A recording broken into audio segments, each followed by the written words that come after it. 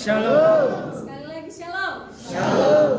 Puji nama Tuhan untuk kesempatan kali ini saya boleh berdiri di depan ini untuk menyampaikan kebenaran firman Tuhan. Tapi sebelum saya menyampaikan kebenaran firman Tuhan, saya akan perkenalan. Mungkin ada beberapa dari adik-adik yang belum kenal saya atau belum?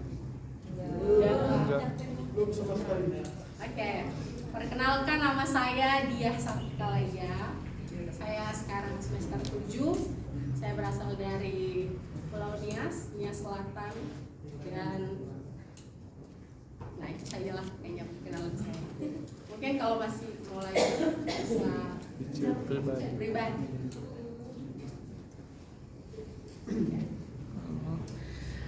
Baik, saudara-saudari dan Bapak Ibu sekalian, tema yang saya ambil pada hari ini adalah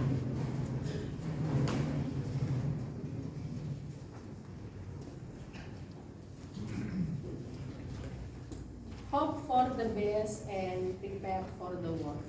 Ada nggak dari teman-teman yang tahu artinya? Biasanya saya bawa gift, cuman karena hari ini lagi puasa ya enggak. Nanti malah batal puasanya. Ada nggak yang tahu artinya?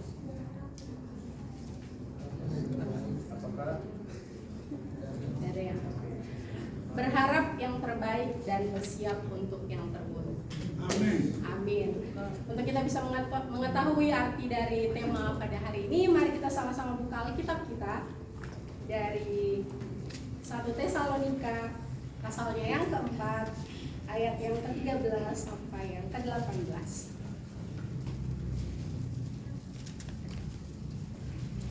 Sudah menemukan semua? Saya undang kita semua untuk bangkit berdiri jika sudah menemukan. Masih dulu berarti belum ketemu. Ayo, gimana kita?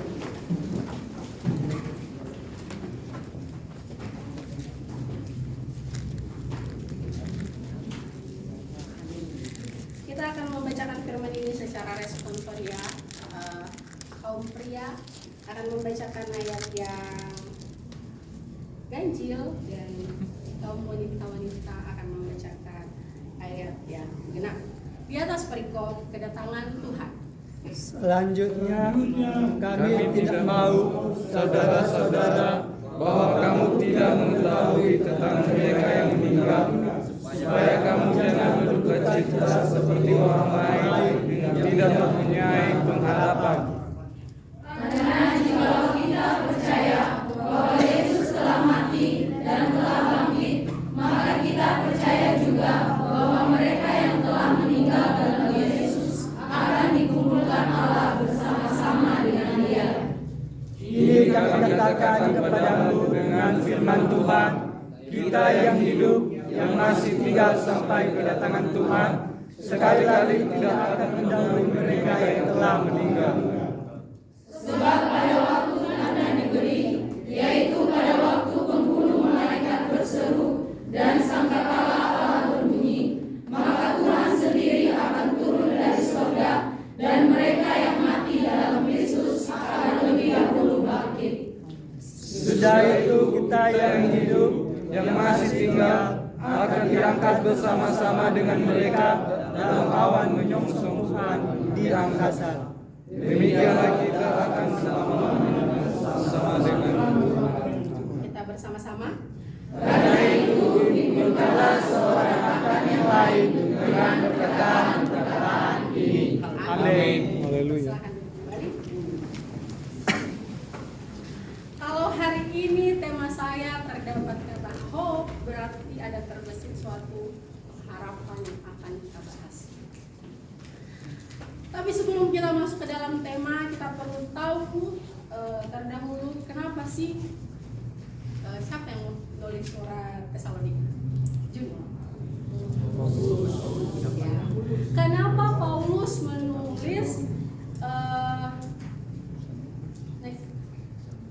menulis surat ini untuk jemaat di Tesalonika dengan judul perikop kedatangan Tuhan? Tujuan Paulus menulis perikop ini untuk memberitahukan kepada jemaat di Tesalonika bahwa tentang orang yang mati di dalam Kristus. Karena pada saat itu jemaat di Tesalonika itu bertanya-tanya, kemanakah orang yang mati pada saat itu. Mereka berada di mana? Tapi di situ Paulus mau mengatakan bahwa orang yang mati pada saat itu, mereka punya tempat khusus yang telah Tuhan persiapkan. Dan orang mati itu akan bersama-sama dengan Tuhan. Dan mereka nanti akan bangkit setelah Tuhan datang. Lalu pada saat itu jemaat di Tesalonika ini mereka bersedih seperti orang yang tanpa pengharapan ya, karena mereka ditinggalkan oleh orang yang mereka kasihi. Makanya pada saat itu Paulus berkata bahwa kita boleh berduka, tetapi bukan seperti orang yang berduka yang tidak memiliki pengharapan, tetapi orang yang berduka yang memiliki pengharapan kepada Tuhan. Jadi pada saat itu Paulus tidak melarang, silahkan Anda bersedih, meluapkan duka cita, tapi jangan seperti orang yang berduka tanpa pengharapan.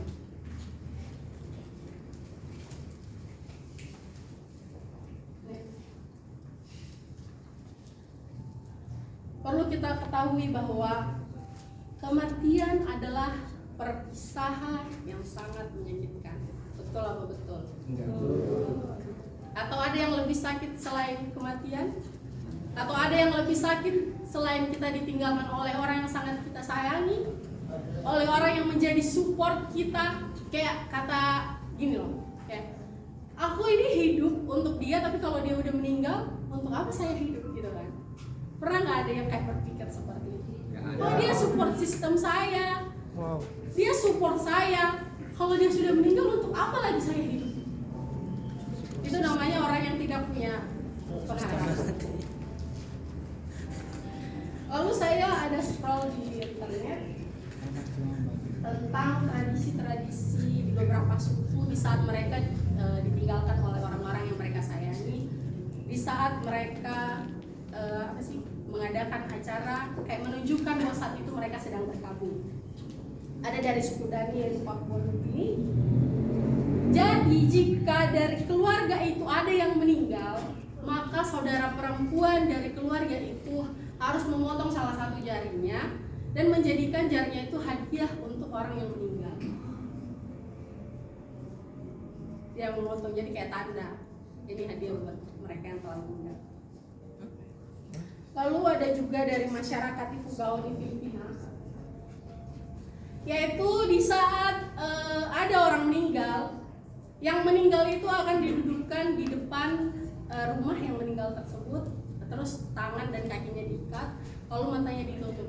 Kenapa matanya ditutup? Kata orang sana, supaya dia tidak melihat lagi penderitaan yang dirasakan oleh orang yang masih hidup. Itu menurut kepercayaan mereka. Lalu selama 8 hari dia akan duduk di tempat itu, dan orang-orang di tempat itu akan melakukan tradisi selama 8 hari untuk mengantarkan orang yang meninggal ini sampai ke tempat akhir. Kayak jauh banget sama pembahasan kita hari ini ya, dengan tradisi yang mereka lakukan. Itulah bukti kalau mereka sedang berkabung. Lalu kalau dari Nia saya nggak tahu pasnya gimana, cuman ada beberapa kali di tempat di Jakarta kalau saya pergi ke tempat orang berduka ya, di saat orang yang meninggal itu, tapi yang sejauh ini yang saya temukan yang sudah berumur. Jadi mereka akan menari mengelilingi peti jenazah tersebut. Kalau sama kami itu dikatakan kayak diputar musik di Javeto. Mereka akan menari mengelilingi peti jenazah tersebut. Saya heran karena di kampus saya itu tidak dilakukan. Itu di Nias mana sih, Nias Barat ya? Nah itu harus dilakukan. Lalu saya juga ada lihat di internet, saya nggak tahu itu dari Bataknya yang mana, tapi di saat ada orang meninggal itu, yang ibu-ibunya itu akan rambutnya disanggul, mereka kayak di salon gitu mempercantik diri.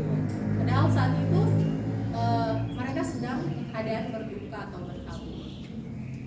Itu adalah beberapa cara orang mengungkapkan rasa bahwa dia saat itu sedang berkabung.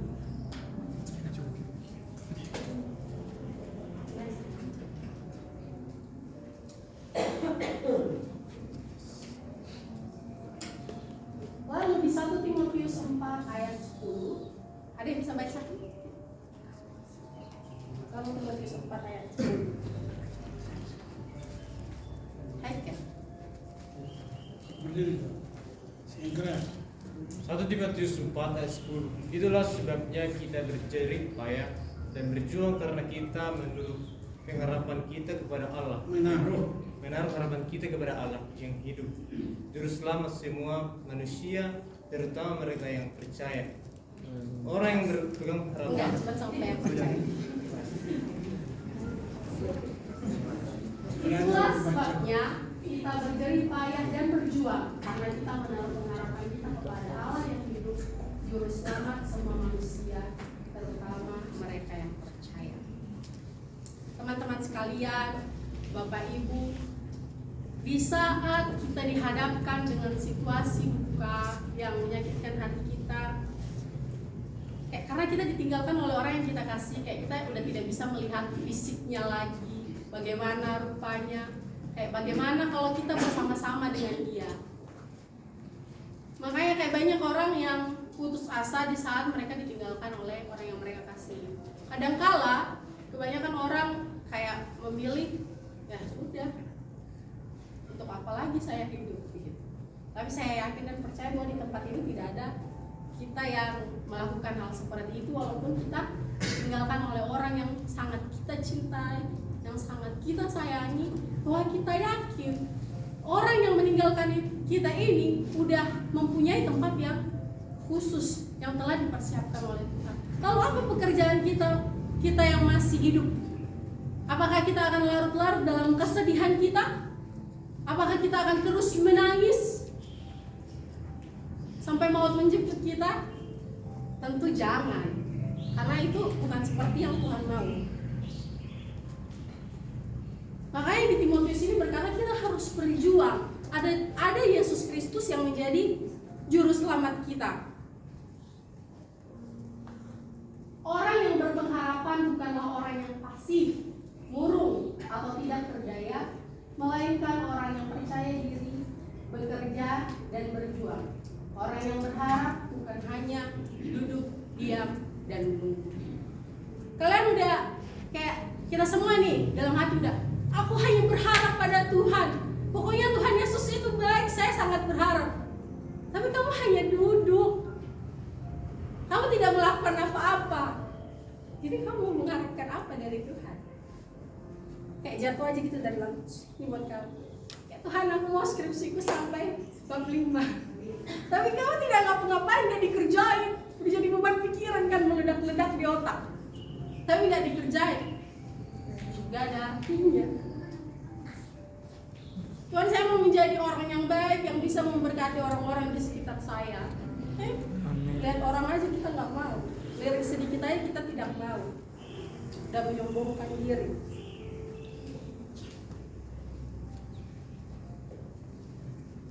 Maka terlepas dari itu semua, Paulus itu mengatakan kepada kita sebagai manusia yang masih hidup itu kan kita berharap pada Tuhan, tapi dengan bekerja. Karena di saat saya membaca perikop ini, kayak saya berpikir di saat kita membahas kematian kayaknya itu terlalu terlalu sedih gitu untuk dibahas. Makanya kayak saya mau bawa teman-teman, mau kita semua, mau kita mau membahas bagaimana kita mau berharap dalam Tuhan. Kita jangan fokus tentang di saat kita ditinggalkan oleh orang-orang yang kita sayangi, karena itu akan membuat kita sedih. Karena kalau diingatkan, karena tidak ada yang bisa menghidupkan manusia yang telah meninggal, atau ada? Belum ada. Iya, maksudnya kita manusia.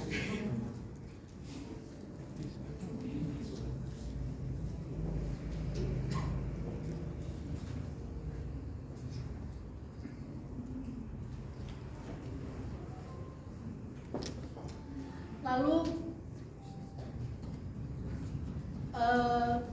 di saat kita berharap pada Tuhan, tentunya kita melakukan hal-hal yang Tuhan inginkan. Kita bekerja, kita lakukan apa yang menarik perhatian Tuhan, supaya apa yang kita minta itu Tuhan kasih. Tapi apakah kita melakukannya dengan sepenuh hati? Atau kita melakukannya hanya untuk mendapatkan untung dari Tuhan? Kalau ada katanya mencuri kemuliaan Tuhan.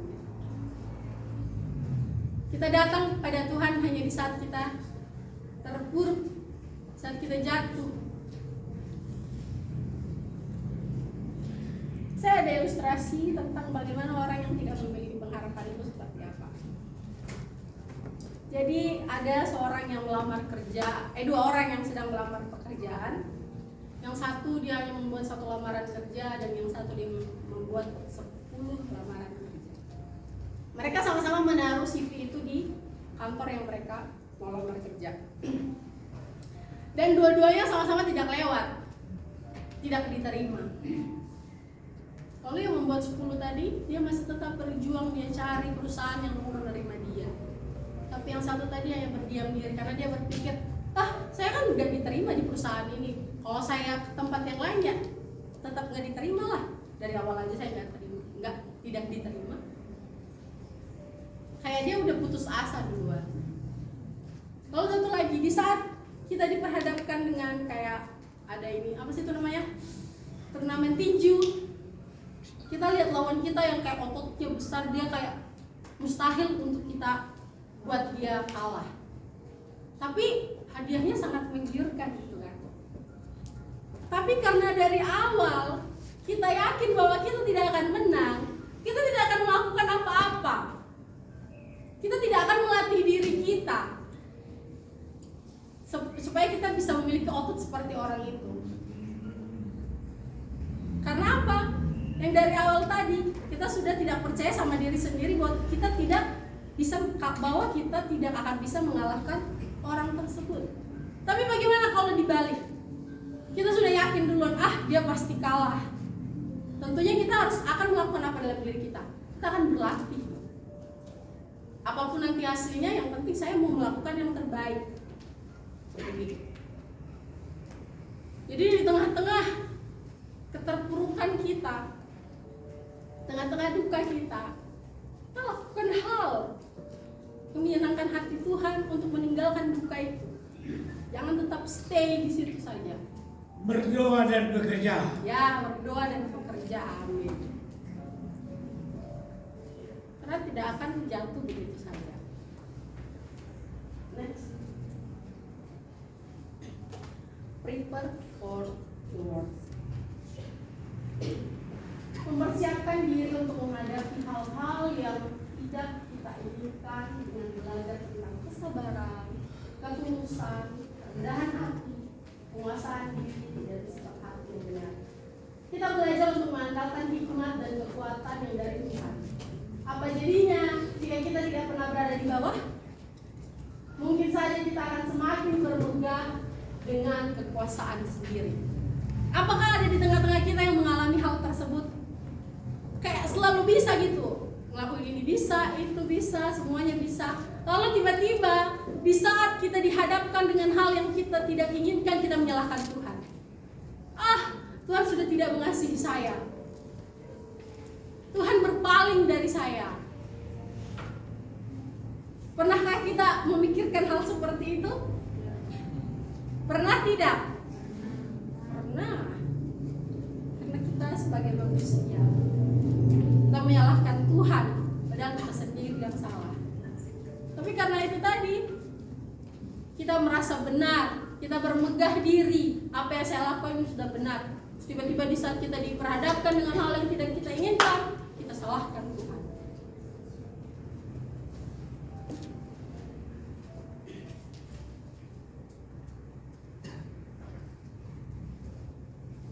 Kayak kita gagal belajar bahwa hidup ini tidak selalu berjalan lurus. Pasti ada aja kerikil-kerikil yang membuat kita tersandung, yang membuat kita jatuh. Tapi kayak kita berpikir, saya sudah tidak bisa berdiri lagi. Tapi Tuhan datang. Dia pegang erat tangan kita. Tapi kadang kita menolak. Karena pertolongan yang datang dari Tuhan terkadang tidak sesuai dengan apa yang kita mau.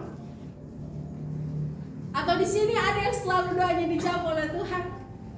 Kayak dia mintakan, Tuhan langsung kasih. Ada nggak? Kami mau belajar dari adik.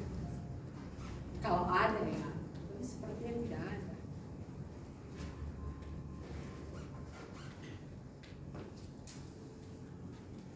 Maka di saat kita hidup tidak sesuai dengan apa yang kita harapkan, tidak sesuai apa yang telah kita rangkai,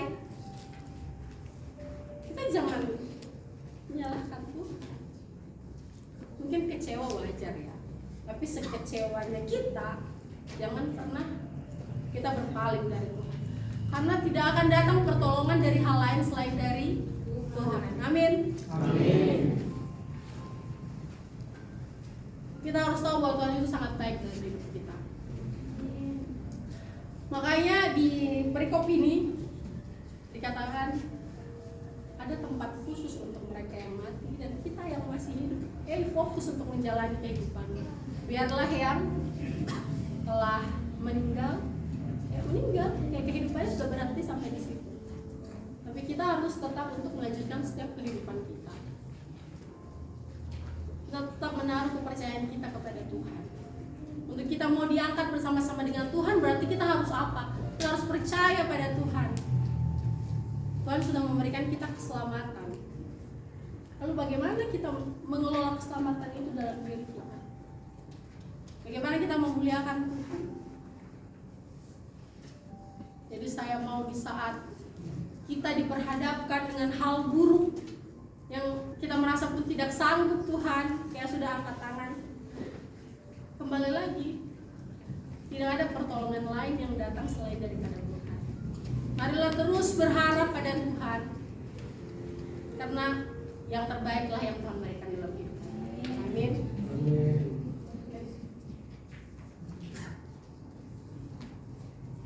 Ada yang bisa membacakan untuk kita? Rosa. Filipi 4 ayat 6 sampai 7.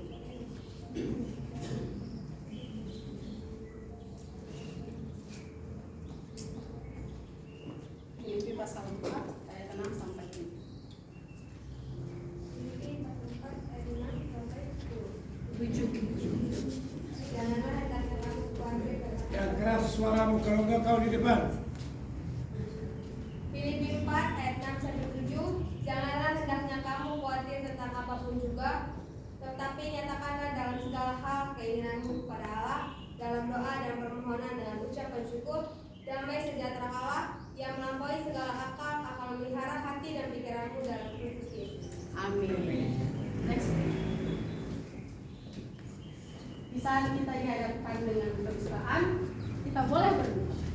Tapi jangan seperti orang lain yang berduka tidak berpengharapan, karena kita tidak tahu apa rencana Allah dalam hidup kita, hingga kita merasakan suka dan duka berdatangan silih berganti. Kuasa Allah tidak dapat diselami, akan selalu ada pelangi yang sangat indah sehabis hujan. Amin. Kiranya firman Tuhan yang boleh saya sampaikan pada hari ini boleh memberkati kita semua di tempat ini. Kita berdoa. Segala ucapan syukur hanya bagimu Bapa, buat setiap kebaikan penyertaan-Mu yang tidak ada henti-hentinya Tuhan yang boleh kami rasakan. Ya saat ini kami telah selesai mendengarkan kebenaran firman-Mu. Ya Bapa, kami tidak mau menjadi pendengar setia, tapi kami mau menjadi pelaku-pelaku kebenaran firman-Mu. Ini kami Tuhan, kami serahkan setiap kehidupan kami dalam tangan-Mu. Haleluya. Amin. Amin.